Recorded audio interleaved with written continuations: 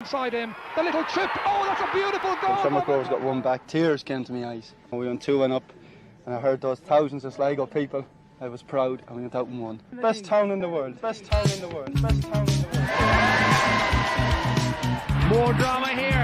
Gilani, North, Elding, 3-2. They'll be looking for Stenson's head away at the far post, and over it comes Elliott. Stenson.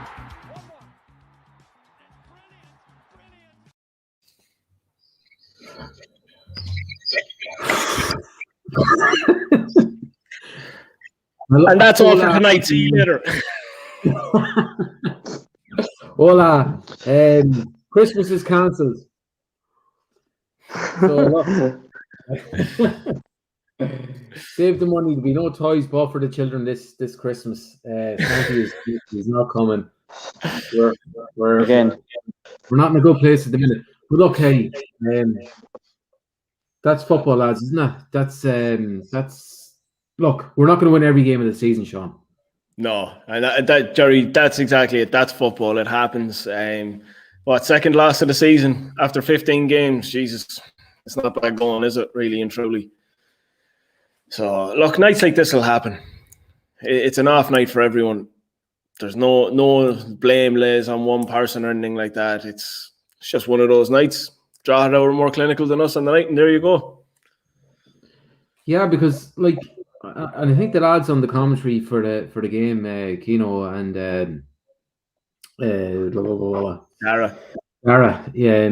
they actually, I think it was Dara who actually said it. Like, McGinty didn't have a lot to do tonight. For the first goal, there was absolutely nothing he could do about it, and for the second goal too, was as you said, Sean, was pretty clinical.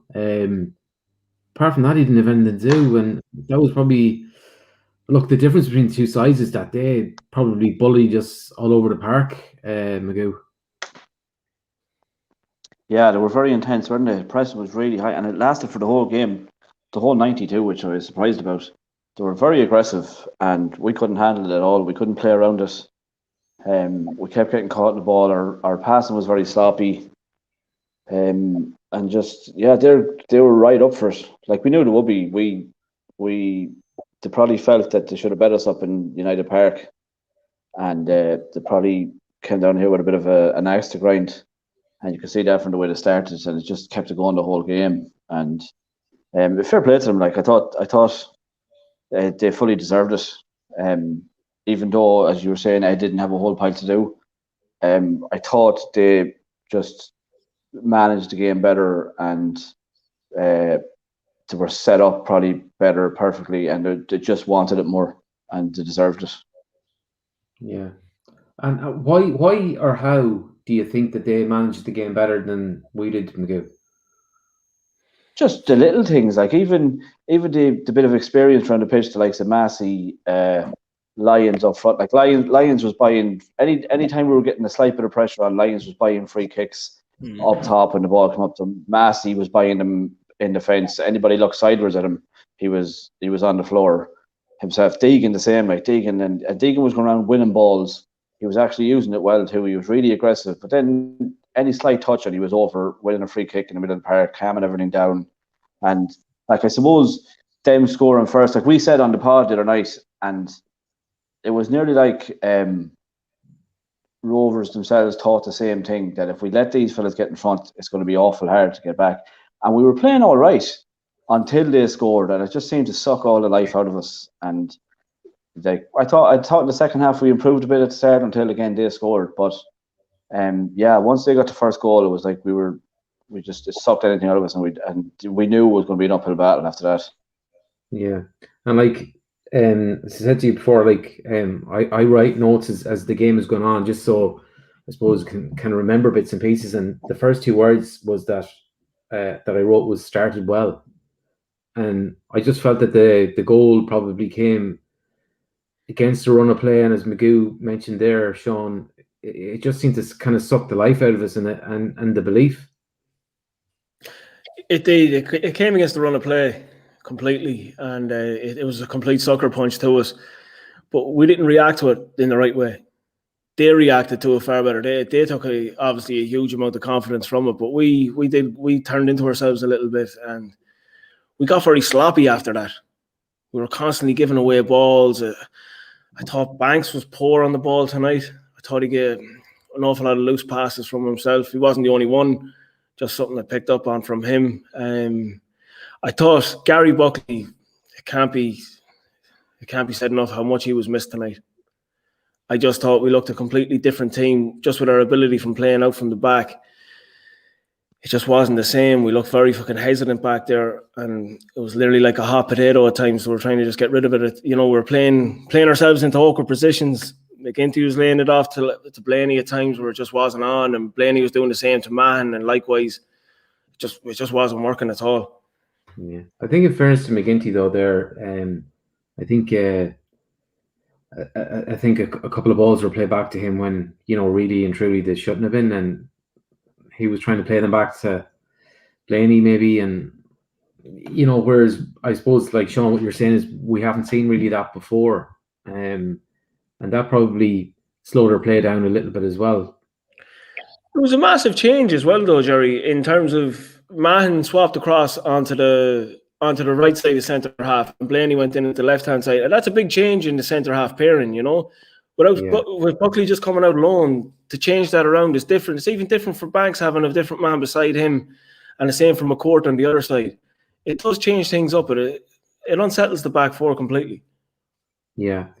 It's even different in little things like for Ed, what you're saying there with us getting hesitant on the ball, played out from the back. Even with Ed, what he's going to pass it out to the centre half, the left centre half, the right centre half. Whereas every time he's on to John's right foot and Gary's right foot, it's an idea to think.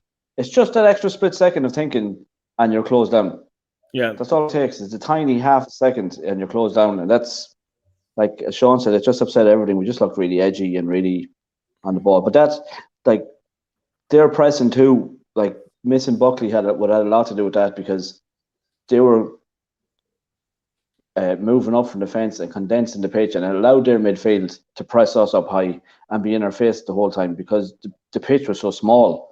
Like when you have Buckley on the team, first couple of minutes of the game, he would have went for one of those 60 diag balls over the top for Walter, someone in behind, stretching the play, and then straight away that's in their mind. We can't go too far forward, or they're in behind us. But there was none of that, especially in the first half. It's something we missed behind. Yeah, 100%. And it was, you could see it in it, because we allowed them to close us in completely, and we actually played into their trap as well by playing that short, neat football. We played into their press all the time. We allowed that to happen, whereas we had opportunities to stretch them and we didn't take it, which I was really surprised at us for not doing that, because we have the ability. Blaney can play a long ball in behind. He's very good on the ball. And the same with Bulger, even if Bulger dropped a wee bit deeper, to take that and play it in behind. But we just, I don't know, we weren't at it tonight, just off it. Yeah, there's actually look, I'm just going to refer to it. There's some really good points coming in tonight. But look, at the end of the day, that, you know, there's no point being knee jerk about a loss either. Like, we always knew this is, you know, this is going to happen. We're going to lose games throughout the season, and you know, I suppose I'd say to fans, look, lads, relax. You know, it's 1 defeat out of 15, as you said, or sorry, 2 defeats out of 15, Sean. Let's not get too high when we win, and let's not get too low when we lose. But the point I was going to refer to, Sean, was Greg Bulger had an off day. When Bulger plays bad, the team plays bad. Yeah, you could see it, couldn't you? It was just that his intensity, and just when his level drops a touch, ours does come down with it. And it just, you know, he was making little mistakes, uncharacteristic mistakes from him, and it did spread a wee bit throughout the team at times. But don't want to even come down too hard on Greg. I don't think he deserves any too much negativity, you know. But he did. He had a bit of an off night, and you could see it in us as well. But just, I don't want to go too far into the game, Jerry. But I didn't see how taking Moran off benefited us in any way, shape, or form. I thought he was actually one of our better performers tonight. Yeah, and in fairness to commentators, the lads probably agree with you there as well. But I suppose you have to, you know, one of the criticisms that we would have had from Buckley is that in the past is that he wasn't quick enough to change. And I suppose part of that is the reason is that we have, and it's another point we'll get onto in a few minutes, we have a little bit more depth in the squad, probably not enough, and that's what's coming through the chat box here. But one of the criticisms that we would have had is that he didn't change it quick enough. And in fairness, he's been doing that this season, and a lot of times it's paid off for us. Tonight, in fairness, he changed the setup of the team Magoo at half time, and he did try and go for it. So you have to give him credit for that. Oh, he did, yeah. I didn't hear the last 2 minutes there. I don't know why you just broke up with me. I didn't hear what you were saying. So if I go over what you already said, then I apologize. No, he did. And I thought it's fine. No, just leave it now, Magoo. All right, I'm off. I thought it was working for a while actually too when he changed it up at the start of the second half. Yeah, I thought we looked more intense and more on the front foot, and we were winning the ball first and the second balls. But again, their goal just totally took the life out of us. Again, a simple ball over the top. It was a loud bounce, and it was a great finish in fairness from Lions. But like another day, and I'm not going to point fingers at anyone obviously, but another day, another game like that ball over the top wouldn't have caused us any problems at all. Like, and it would have just been. I would imagine we would have got back into it. Like if it stayed at 1, well, we did score in the end, but I mean, like, I was fully confident that we were going to get back into the game the way we started the second half. And once we got one, you would have fancied us to get another. But the second goal just really killed the game then. Yeah, I suppose. Look, if you were to put your finger on it, they kind of scored at the right time. It's always the right time to score, but it was just, as you said, Magoo, we were starting to get back into the game. We were really getting on top of them, and it was just like one simple ball down the middle, a good touch, and he just banged it away, didn't he? Yeah, he lettered it home, right? Yeah, it did feel like our performance had upped a couple of percent at the start of the second half, but as you said, scoring, there's never a bad time to score. There's a bad time to concede, but there's never a bad time to score.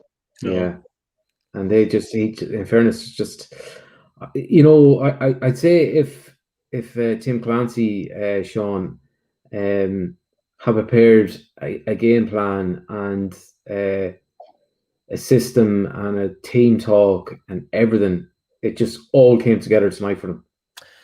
It worked out perfectly, yeah. It really did. It came together perfectly. Like even, for the times of the goals to come at, like Jesus Christ, everything just came. It was a perfect night for Drogheda, really and truly. Because as you're already talking about there, even for the first goal, comes against the run of play, kills our momentum altogether. Second half, we start well. They goes against the run of play and they finish, kills our momentum, and we go to shit for a wee while. But look, in fairness, he had his team well set up. They had us well scouted. They knew where our danger areas was. They cancelled them all out. Gary Deegan was brilliant on Jordan Gibson tonight. He didn't give him a sniff. He cancelled out that channel all the time. And that we had nothing down the wings. We're clever in those areas, and we create a lot from wide, but nothing came from there tonight at all. I would have moved Gibson. I would have moved Gibson out into the wing though at some stage because he wasn't getting on the ball in the right areas. I thought Magoo, even in the first half, he was back an hour half and at 15 yards from our own goal and 20 passes and stuff, and like it's no good to us back there. I would have switched him out to the wing, right or left, and let him run at them because they weren't with balls over the top. They weren't being tested with people running at them. There was nothing at all. They were so comfortable in defence for them. See, I would have thought in the first half, especially, that he could have had the front four interchanging all the time. They're all able to play in those positions. You could have had the Freeze dropping into the number 10 and Gibson going out wide right, and even let Mark Byrne go up top and then swap over with Walter and keep rotating and make Drogheda think about things. Give them something to think about. But is that part of the problem too, though, Sean? In that we've no say, and like on Wednesday night, when we were asked what would we'd like to sign in the transfer window, and I said that I would like to sign an out and out, old fashioned British Irish type centre number 9 that is a focal point of the attack, rather than kind of interchanging them all the time. I know there's pros to that, but I get what you mean as well by that. So I do, Jerry, and I think you kind of that's what he was nearly going with the freeze tonight, to be that hold up and link play. But the freeze was probably dropping that wee bit too deep at times, and then there was nothing beyond them. And then it's exactly like what we had last year with Coughlin. I actually have written that down somewhere again, in that when we chatted to Liam at the start of the season on the podcast, and I think it was on the podcast, and it was he kind of alluded to that part of the reason that, look, we obviously offered a Coughlin a contract and all that, but the reason that we didn't pursue it as hard as we may have was because that he drifted into areas that we didn't want him to drift into, and maybe that's where De Vries kind of fell into tonight. Yeah, I think so anyway. I think it was just like, and he was good. When he was on the ball, he was very good, and he was making things happen at times, but he was meant to be the vocal point of the attack. Yeah.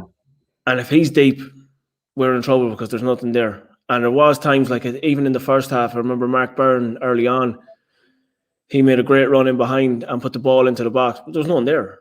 Yeah. There was nothing there. And that's where you need that poacher, that number 9, that proper number 9 that's going to be there.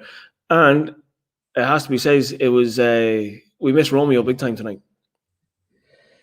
Yeah, I was kind of thinking, do we bring him on or not and go for it? But it's hard to know whether that game would have suited him or not, in terms of there wasn't a lot of space or a lot of room to run into the channels. But at the same time too, if he was brought on, maybe that would have kind of stretched the play too. Bring Romeo on? Yeah. Well, he can't come on from being suspended. Oh yeah, okay. Magoo is having internet trouble as well, people. I don't know where he's gone. I'm just going to go into the chat box, Sean, just while we're waiting Magoo to come back. So just Donald Kelly saying, not overly upset, lads. They scored twice against the run of play. Ed a passenger otherwise. I think we learned from tonight. Still joint top. Fuck the begrudgers. Only one Rovers. Absolutely.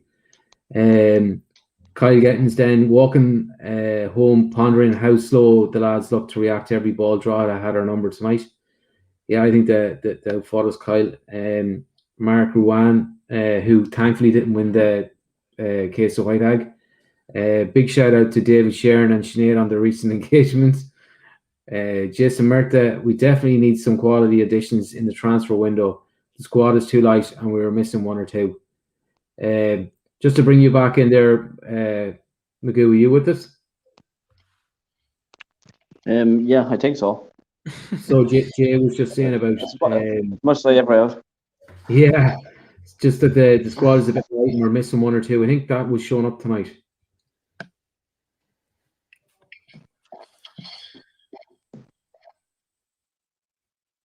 He's gone again. Sean, just you might cover for Magoo there. We're a little bit light in terms of numbers.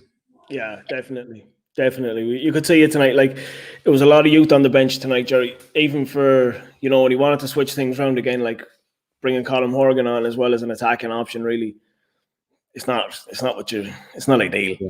Yeah, and he done really well, but it's not your.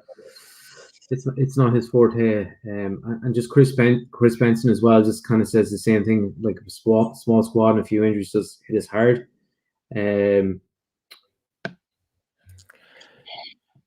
But Jerry, it brings us back to the point that I know it's easy now when it's just the two of us saying this because we agree on it. But it brings it back to the point that myself and yourself were making on the podcast a few times now, that it's not a title race squad. It's not deep enough for it.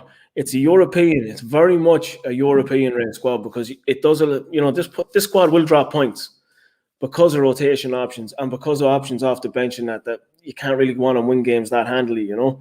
Yeah. We don't have them big attacking options. We're 2 or 3 strikers sitting on the bench. That's not going to happen for us. No, and look, if we're lucky enough to get in possibly 2 players that would fit the bill that we're talking about, that it might win us the title, but it'll push us closer to being there and thereabouts. But it's starting to get tight now between the top 5. With Drogheda winning tonight, Pat's winning tonight. Thankfully, Derry got a late equaliser against Bows last night. But yeah, it's starting to get really, really tight. But even the goal that Blaney got, Sean, that actually put us back joint level with Shams. So that in itself was an important goal, even though it felt like a consolation. It was, Johnny, but it also showed me as well tonight that, even though it wasn't going well for us tonight, we still kept plugging at it. We kept going. We didn't just throw in the towel and give up and just say, all right, it's not our night, fuck it. We actually did keep going, and we nearly got it back into it. Like, there was 1 or 2 loose passes right at the end in the final minute, which is another thing as well. The referee didn't play the full 4 minutes. I don't know, was it 4 minutes? I'm only going by the commentary.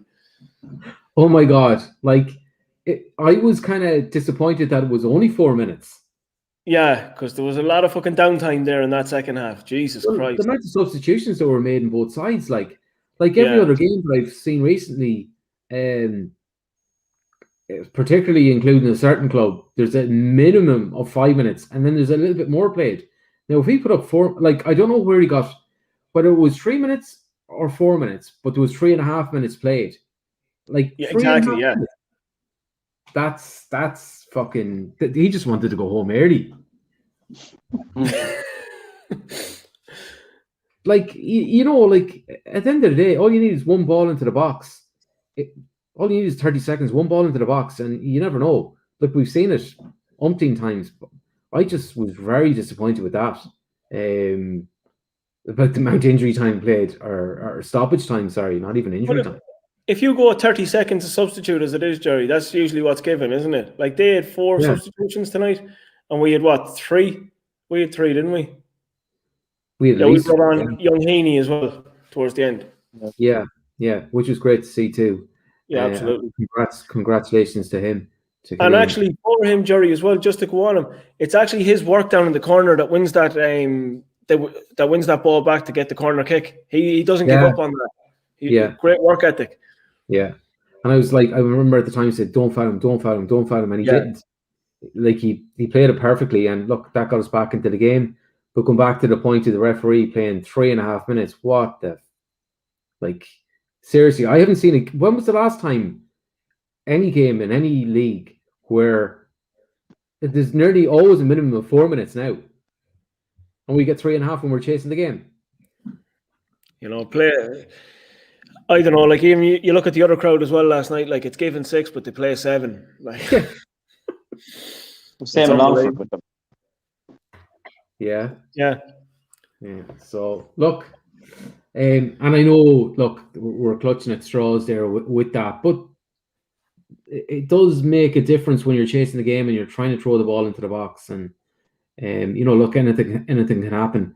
And looking back as well on the point that we made earlier was that the Drogheda keeper actually made 2 or 3 decent saves in the second half, whereas McGinty didn't have anything to do apart from pick the ball out of the net. I'd say one thing as well for all the stick that Romeo has got so far this year off probably us as well as much as anybody, but it showed one thing that we missed him hugely tonight. There was chances in that second half that he probably would have scored at least one of them, I'd say. Yeah. Well, he's been clinical this season. It's a different ball game then, Yeah. So I was saying, when you were off there, I was saying to bring him on.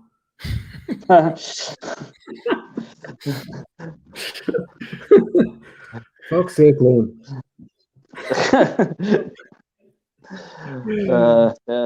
That would have been good. Yeah, so just going back to we might have got the game forfeited then if we'd done that. But anyways, so James Lawler, how many signs do you think we need to make, lads? Felt depth for this tonight. Trog's better team by miles. did well to draw with them in Drogheda early in the season. James, don't be so negative. But They weren't better by miles. They weren't better by miles. No. They weren't actually good on the ball. No, they just got on their faces and they had a game plan and it worked for them, and everything went right for them tonight. And at the same time, looking back, we're kind of. I'm actually disappointed on the balance of play and not to have got something from the game when you look back on it. And Jerry, that's vital. Just think about that going forward, like, because we have 2 important games coming up. Like, this is we're classing this as an off night, and as we're talking about it, I'm thinking the exact same as you. We had chances. Yeah, we had chances in that game. A draw in that game, not too bad. Like, I don't think I know people are thinking we're going to fall away now after this. I know that's in the back of people's mind. It's either up there or down there. Yeah, there's no in between, and that's where people need to set their heads. Yeah. I don't think that happens to us. Even going by tonight, natural reaction of a football fan everywhere, though, isn't it? No, but I think we're ultra. It's the highs and lows of being a football fan. Yeah. So, any inside info on that comment? No, I don't know. Yeah. The only thing I will say is the fact he's been given as doubtful for tonight's game would make me believe that it's not a long term. It's not a tear or anything like that. A 6-week job.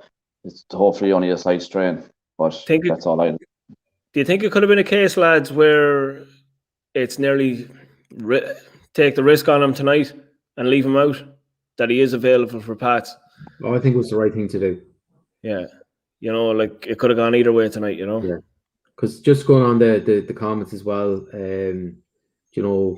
like Martin Scanlon saying, it just shows you how threadbare the squad is. So, like, if it's bad enough losing them for one game, so I think if we were to lose them for any more than that, it'd just be Buckley. That is, it'd be tough going. It's the dynamic of the team, Jerry. He's a huge part of how we play. Yeah. He sets the home from the back, so. Yeah, he's become integral to the team. Not only in defending, but as Sean says, with our play as well. He offers us a different dimension.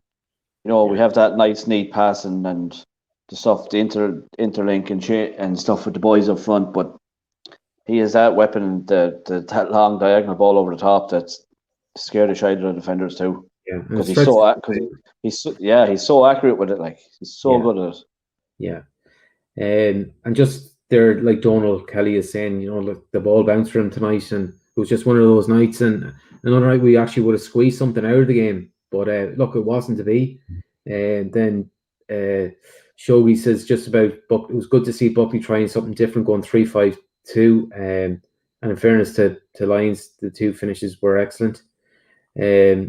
John A. Reedy, he says Drogheda excellent on the night, won all the battles.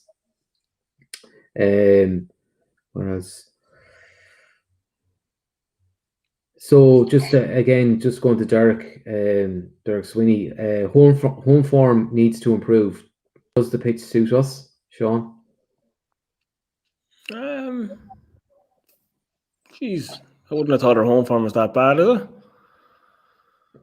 it? Well, our two losses have been at home, but yeah, I blame the fire brigade. Alan Keane. It was two-way. I know, fair play to them. And you know what? That just sums up like what being a community club is like. When your local fire service comes up and sprays the pitch for you, like that's just top class, and it just kind of sums up what Sligo Rovers is all about. Like, it really is a community effort. And the boys from the fire service would have ran on the pitch and scored a goal tonight if they could, on top of everything else.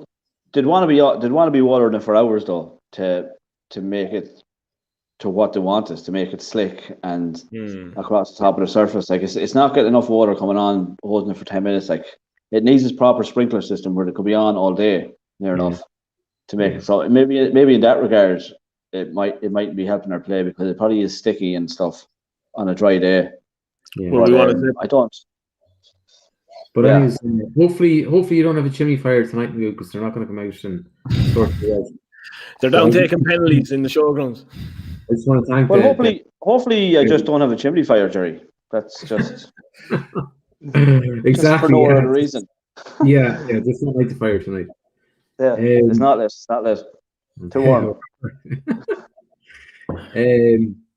Just Donald Kelly again. Agree with Jim Magoo. Gibson needs to go on the wing against an industrial side like them. We're never going to beat them playing through the middle. We need to get the ball wide. I suppose Magoo was just about stretching the play again, really, isn't it? Yeah, when there's no over the top, you need to get it out wide. So, like, you can't come through the middle. And then when you think of him being our most dangerous player, and if he's in the middle, he's really easy to crowd out. And then when he starts getting frustrated when he's not getting the ball wide. When he does get it, then he starts trying to take in the first half, take too much out of it. Maybe he was the complete opposite. Then the second half, he was just doing one and two touch, laying it off. But yeah, I don't know. Maybe someone had go at him half time about not taking too much out of it, because you could see in the first half he was trying to beat a couple of men when they were all crowding around him. Whereas the one time he did go on the wing, he bet a couple of men and got the free kick. Yeah. It's easier. Yeah. Joseph McNally, just nothing to do with the size of the panel. Drogheda were just up for it all night. Yeah, look, they were, in fairness. And Ryan Matthews then, just bad night at the office. This kind of sums it up, in fairness, by Ryan. Bad night at the office, better team won. We go again next week. Buckley was a big loss. Yeah, so it's all about reaction now, isn't it? Yeah. Look, we seen the reaction after we lost to Derry. You know. Yeah. I think you'll get a big reaction from the lads now against Pats. I really do. They won't take that well tonight. I don't think they're the type of team now that'll go and feel sorry for themselves. They'll be looking to right their wrongs straight away. Yeah. Just show he's coming back there with the stats, lads. Just about 3 wins, 3 draws, 2 losses at home. So I suppose, look, we've got probably about a third, 40% win rate at home. Whereas Mooney's. I just seen Rory Breslin's comment coming up there. Mooney's drowning my sorrows now, lads. At least I only had to watch from across the road. It's not all bad. Yeah, exactly. And look, after what we were watching earlier on in Denmark, it could be a lot worse. Man, I'll tell you. So. Yeah. Football secondary always. Yeah. Steve O.C. 1967, Strand Celtic, after putting in a sprinkler system. Is it that hard or expensive if a junior side can do it? Who knows? But look, I think it's part of a bigger project, really, Steve, in that you're not going to put in a sprinkler system until you actually do the pitch right and proper. So this isn't the forever pitch. Yeah, it's we don't want to see that pitch in, I suppose, in 2 or 3 years' time. We'd like to see a new pitch with a proper sprinkler system in. So it's probably not that hard or expensive, but at the same time, it would be. I don't know if it'd be worth doing. We'll stick with the fire brigade for the moment. Yes. But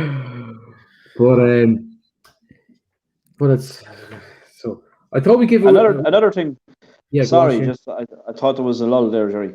I was going to say another positive was that out of the match day squad there was 9 in it that came through the ranks of the club, so that's a massive positive as well. For a team sitting top of the league, is great. A team like ours, this side of the country, sitting top of the league, to have 9 coming through the youth system is great advertisement for the club. Yeah, and young Sean McAteer made the bench tonight from for the first time. Yeah. So that's unbelievable to see as well. Fair play to Sean. And I think another lad that would have probably been in it was Jason Devaney, but he's out with an ankle injury tonight, so that probably would have made it 10. So look, they're coming thick and fast, and I know we've been talking to Conor O'Grady a lot recently, and he's his biggest fear is that we won't have enough place. That the quality coming through was so good that we won't be able to accommodate them all, which is a phenomenal kind of complaint to have. So. But it's about getting them signed the contracts as well, that we don't just go losing these lads for nothing. Yeah, and that's I know these lads are kind of looking out for themselves too, but I think if anything is to go by, the close pass record in terms of the player pathway is just like second to none in the country. So look, do you take your chances, Sean, and sign for a Premiership club when you're 16 or 17, or do you stay here, get an education, keep building your football education as well?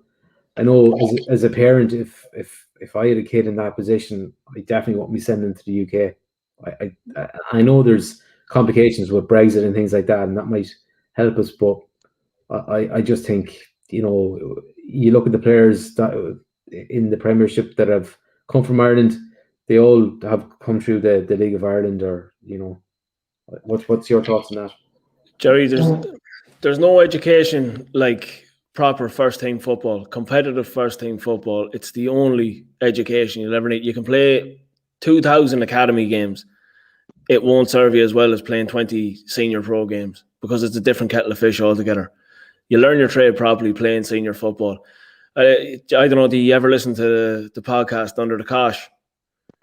And it's lads, they're interviewing lower league footballers, and they're always talking about, they're coming up through the academies and stuff, and they always say going out on loan was the best thing ever for them, because they're going out on loan to lower league teams and they're playing first team football, and it just makes such a difference. They say they're playing with men, and you learn the little knacks, the little bits of experience senior players have, the little cheats nearly in the game. They'll teach you them.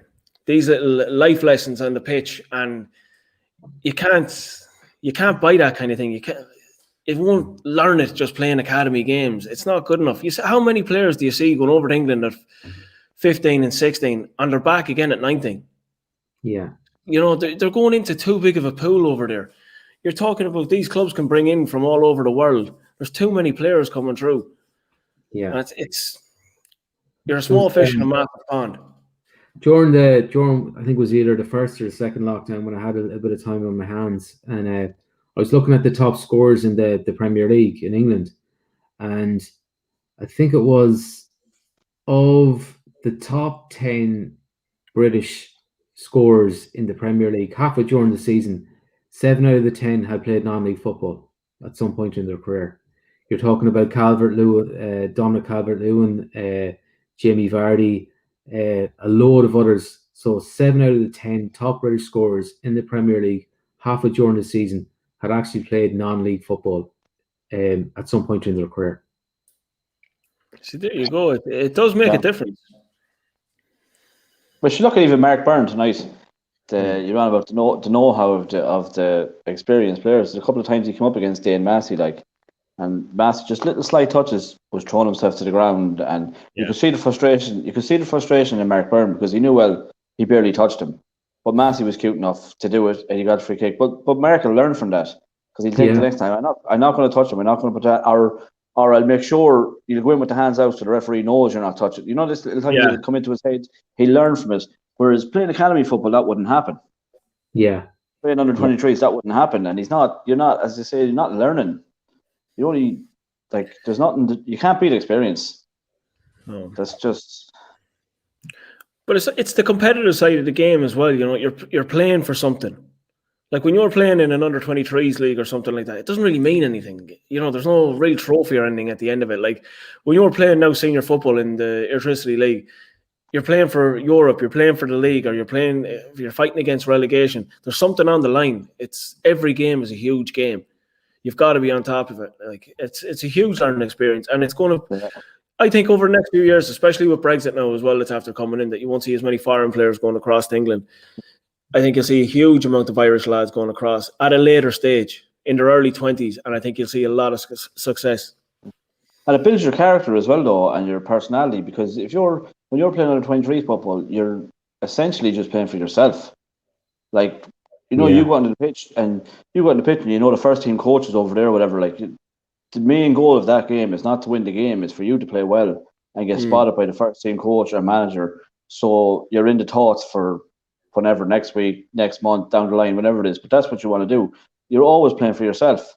So it's not building your team game or your game management or game know-how or your character or personalities. None of that. It's just all self-centered, and like it's no, like, I know it's great for them to go over and to get the best coaching and, you know, how many hours every day, 5 days a week. But it's in the other side of it. It's not. They're not learning. They're not learning the real. The real world. They're in the real school and not the Real proper football football. world. Like, yeah, they're not. They're learning the technical side of it and that kind of stuff. They're not learning how the real game. Yeah, I actually thought Mark Byrne. I would have been a little bit disappointed if I was him have been taken off tonight. I thought he was very good on the ball, and He was the best of our attackers tonight at times. yeah, I didn't really understand that. And look, I don't know what between himself and the Freaks, I thought they were the better of the four attackers. Yeah, in terms of being on the ball, and I suppose look, the biggest criticism we would have had for the Freaks was that he's probably trying to do too much, trying too hard, and I think tonight, lads, I know we're saying that, you know, just for me, he's not an out and out centre forward in the traditional type of way. He was lovely. He was nice and neat and tidy on the ball when he was on, especially first half, and bringing people into play and linked up. But it was just too far from the goal, like. Yeah, and it's like you said, Sean, as well. There was one or two things that he done, and then there was nobody in the box. Like, he built it up. Yeah. I think he's probably a nice number 10 or on the wing. But yeah, I think that's where he could suit into that interchange there. If you have a solid number 9, like even Johnny Kenny, made a massive difference when he came on in the second half because he got at them. You know, he was making those horrible runs in behind that the centre halves hate. And then when he was on the ball, he was just going direct at them. He was making things happen. So, you know, but I think if you would even the Freeze out wide right and he could swap in with Gibson at times, I think that could work. That interchange there could work. I think that between the three behind the striker, I think they should constantly be interchanging and just giving teams headaches of where are you going? Who do I need to be on next? And because they're all capable of playing across the line. I know we're repeating ourselves a little bit on that, but I just think it's important. I think it's something that we need to see happening more often. Yeah. Just Paul Cunningham. So can't fault the effort tonight, but unfortunately scoring goals is our biggest issue. And I'd agree with Paul, and that's why I'd like to see, you know, your traditional focal point centre forward coming in, that he's going to take the ball in, lay it off, spin, and get into the box. And I think, for me, that's 100% what we were missing tonight. Ryan was doing loads of nice, neat work, but it was too far from the goal. And he wasn't spinning and getting into the box and being on the end of things. We had nobody like that. You know, sorry. Go on, Magooder. No, I was just going to say it's just obviously not his natural instinct. Like if he was a natural, as used to Jerry, if he was a natural number 9, his first instinct would be when he lays it off would be to bust his balls into the box because they want to score goals, they want to be on the end of it. And when you're not doing it, you're obviously not. He still wants to come and link into play again a second time. Like he's waiting for another pullback on the edge of the box or that, and that's obviously his position is number 10, or Sean says maybe an inside forward, like an inside. He's obviously not a winger, but an inside right forward, or that he's obviously that's where he wants to play. I'd say linking up to play and be nice and tidy around the box, and he'd be very good at that, like, because he's lovely touches on him. I think you've hit the nail on the head there, though, in that it's centre forwards are different. You know, as you said there, it's not his natural instinct to get in to the box. Like, you know, coaching young fellas at a very, very young age, you can always tell it's a proper centre forward pretty quick, because you don't really have to coach them that much. They have the hunger to get into the box, to get on the end of the ball, and it's probably a little bit of a selfish. Coach that. You can't coach that. It's just a little bit of a selfish instinct streak, and in my opinion, and on the lowest level of coach you can get, but I'm only talking shy, to be honest with you, but that's what we need. If we had Denny Corcoran tonight, we don't lose that game. Yeah, that type of player, like, you know. I think there was enough breaks of the ball in the box for us. I think that, you know, someone like that finds that space and he finishes the chances. But we didn't. So there you go. Yeah, and that's they were clinical, we weren't, and that's it. And just Steve C 1967 as well. I think De Vries was coming back too deep. We sometimes overplay the ball, which doesn't allow us to have an out and out striker. Yeah, maybe if we had an out and out striker, we might overplay it as well. So it's kind of, I suppose, catch-22, Steve. And just Martin Scanlon then, he says, sorry to be negative, lads. Don't be sorry, you're not being negative at all, Martin. But if Buckley isn't fit for the Pats game, are we in deep dung, Magoo? Well, it wouldn't be ideal. I wouldn't say no, would it?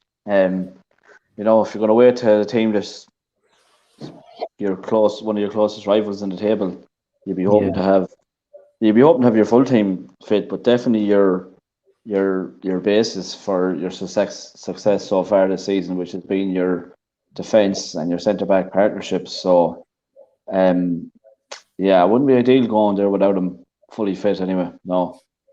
So fingers crossed. It's already a horrible spot for us to go. Yeah. Yeah. We have an awful record up there. Yeah. It's a real 6-pointer as well, Sean. Oh, huge. Yeah, it is in that regard. Just even for never mind the title for the time being, just the European spots alone. Yeah. Well, Drogheda have the bit between their teeth now as well. Yeah, but if they go and win their next game as well, like, you're in trouble then. It's down to 3 points. Yeah, it's starting to get really tight. But yeah, so look, the chat box is starting to dry up there a bit. There's not a lot of coming through, and I suppose we're all a little bit dejected, but and we're going to have more nights like this. There's absolutely no doubt about it. And this is football. You have to take the downs with the ups. And look, we're Sligo Rovers fans. We normally have more downs than us. So it's been it's been brilliant so far. You couldn't, as Paul Cunningham said, you couldn't fault the lads' effort tonight. It was just one of those nights. And hopefully, if we can get one or two people in July, you know, we'll be thereabouts. And we've so much to look forward to with the European draws coming up on Tuesday and Wednesday. So all I would say to anybody is that, like, you know, if you were to say this time last year that we'd be looking forward to European draws in the next few days, I'd say you would have bit me 2 hands off. So we'll go with that. Have an old can tonight, and fuck it, we'll go again next week. Up the Rovers. No singing tonight, sorry. No, we'll just go. Good night, lads. Night, lads. Thanks very much. Thanks for tuning in, everybody. Cheers. Up the Rovers.